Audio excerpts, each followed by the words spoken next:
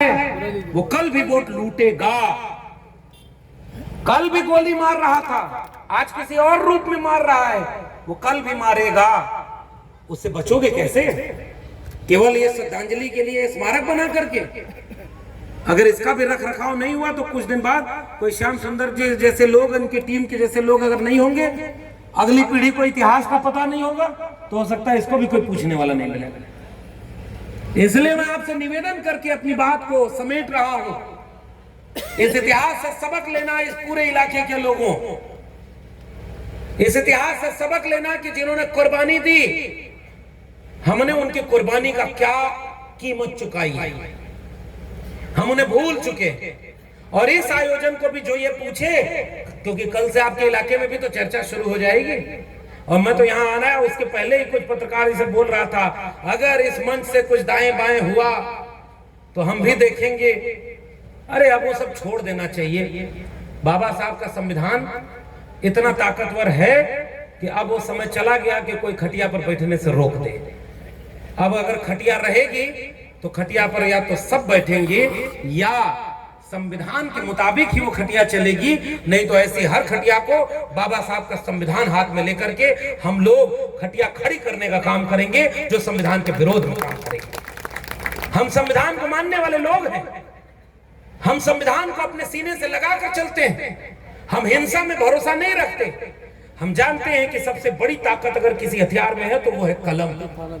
और इन्होंने कहा कि आप अपनी किताब भी ले आइएगा, यहाँ बहुत सारे लोग आपकी किताब भी पढ़ना चाहते हैं। तो हमने कहा 150 मंगा दें, इन्होंने कहा और मंगाइए, यहाँ पर रखेंगे, लोगों को बांटेंगे, पढ़ेंगे। तो हमने भिजवाई। अगर मन करे तो इस किताब को पढ़िएगा। कलम में हमारे हाथ ताकत आई तो हम यहाँ पहुंच करके बिना किसी से डरे आंख में आंख डाल करके बोल पाते हैं, क्योंकि हमारे पुरखों ने बड़ा संघर्ष करके हमारे हाथ में कलम पकड़ाया।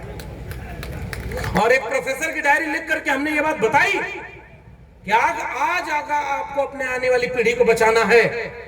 मुझे याद आता है बहुत नेताओं ने लड़ाई लड़ी, त्रिवेणी संघ ने लड़ाई लड़ी, अर्जक संघ ने लड़ाई लड़ी। कर्पूरी ठाकुर 10वीं पास करके गए थे, नाई समाज का बेटा। एक दो किस्से में अपनी बात खत्म करूंगा। और जब पहली बार मैट्रिक पास किए तो मैट्रिक पास करके उनके पिताजी किसी सामंती के पास ले गए कि बड़ी महंगी फीस है, कुछ मदद कर देगा तो आगे की पढ़ाई हो जाएगी। तो उन्होंने कहा कि जाओ उनसे बता दो। तो जाके भोजपुरी में अपने इलाके की अपनी भाषा में बोले कि हम मैट्रिक पास कर गए। तो सामने चारपाई पर लेटे हुए शख्स से आवाज आई कि मैट्रिक पास कर गईला, आवा गोड़ दबावा, पैर दबाओ। अपमानित किया। वही कर्पूरी ठाकुर नाई समाज का बेटा जब बिहार का मुख्यमंत्री बना तो उसने मैट्रिक ही नहीं 12वीं तक की पढ़ाई को मुफ्त कर दिया कि अगली बार किसी किसान कमेरा के बच्चों को पढ़ाई पैसे की कीमत पर रुकना न पड़े और सबके हाथ में कलम और किताब जाए। इसलिए कर्पूरी ठाकुर को हम अपना नायक मानते हैं। और वही कर्पूरी ठाकुर जब बिहार के मुख्यमंत्री बने और आरक्षण दे दिया, इन्हीं दलितों पिछड़ों को हमारे लिए दिया। हमें कुछ मिला है तो या तो संविधान ने दिया है या उस संविधान के आधार पर जो बाद में समाजवादी अम्बेडकरवादी लोगों ने दिया, उस संविधान के बाद उन लोगों ने दिया। और जब 26% आरक्षण लागू कर दिया कर्पूरी ठाकुर ने तो गाली दी गई। आरक्षण कहां से आई? कर्पूरिया की मां, और उसके बाद उनको गाली दी गई।